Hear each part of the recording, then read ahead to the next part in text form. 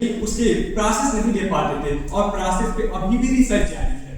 रामानुजन की कुछ बायोग्राफी जैसे the man who new infinity, वो आदमी जो अनंत को जानता है।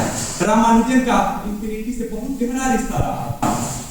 जब वो खुद गणित में कूदे तो 1912 में एक इक्वेशन लंदन प्रोफेसर एम के हिल के हुआ करते थे, उनके पास लिखे थे 1 + 2 + 3 + 4 एंड सो ऑन, और इसकी वैल्यू उन्होंने बताई -1/12।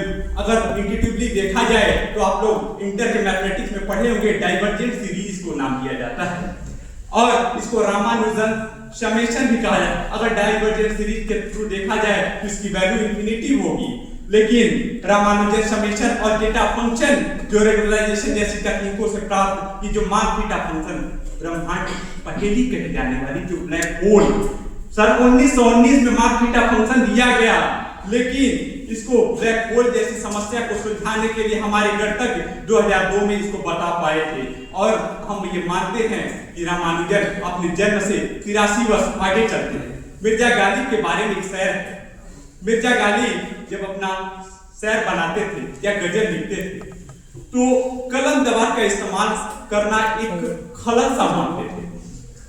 मिर्जा गालिब डेली उठते थे और एक एक शेर पढ़ते थे और ये अपने रुमाल में एक एक गांठ बांध देते थे और ऐसे उनकी पूरी गजल तैयार हो जाती थी। सुबह उठते थे, सो जाते थे, फिर सुबह उठते थे, एक गजल तैयार हो जाती। रामानुजन भी हमारे ऐसे ही थे, इस स्लेट पे अपनी सारी और जो भी था लिखते रहते थे और फिर सुबह उठते थे तो उनके माइंड में एक इक्वेशन, एक थियरम हमेशा तैयार रहती थी। उनका मानना यह था कि उनके सपनों में नामगिरी देवी नामक पर्वत आके उनके माइंड में बताती हैं कि ये सारे इक्वेशन ये हैं।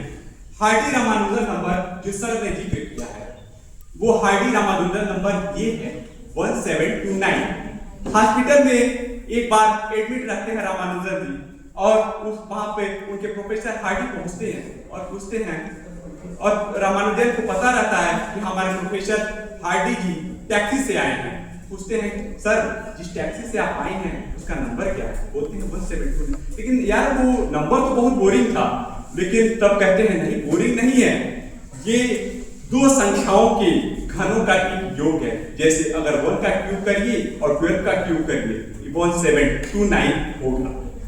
अब आइए हम अपने पंक्तियों के माध्यम से अपने सारे गणितज्ञों का योगदान समेटते हैं।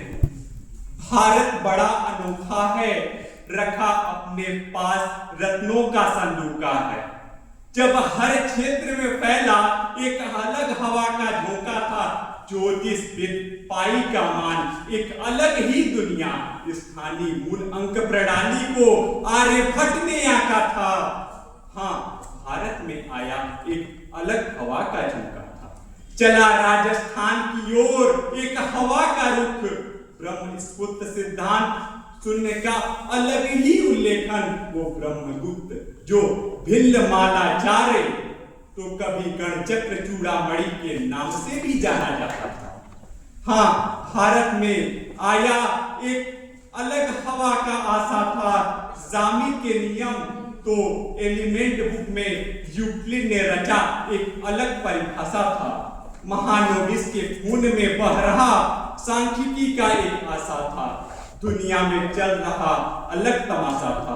वो दौर भी क्या दौर था, वो दौर भी क्या दौर था, जब शकुंतला जी को ह्यूमन कैलकुलेटर कहकर पूरी दुनिया चिल्लाता था, पूरी दुनिया चिल्लाता था। हाँ, भारत में चल रहा एक अलग हवा का झोंका था। आज के दिन जिनके लिए हम उपस्थित हुए हैं, आइए एक बार उनकी गलियों से घूमकर आते हैं। कल्पना कीजिएगा कि वो गलियां कैसी होंगी जहां रामानुजन रहते हैं। जब ठहरे भावों का अज्ञात मान इरोड की गलियों में जाता था, वह चल रहा प्रमेयों का संकलन तो कहीं संख्या सिद्धांत क्षेत्र में घिरा गणित का जादूगर।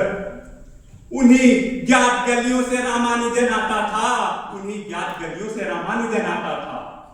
हाँ, वो दौर भी क्या दौर था, हाँ वो दौर भी क्या दौर था, जब रामानुजन को देखने को भीड़ विदेशों से उमड़ आती थी। हाँ, भारत में चल रहा एक अलग हवा का झोंका था।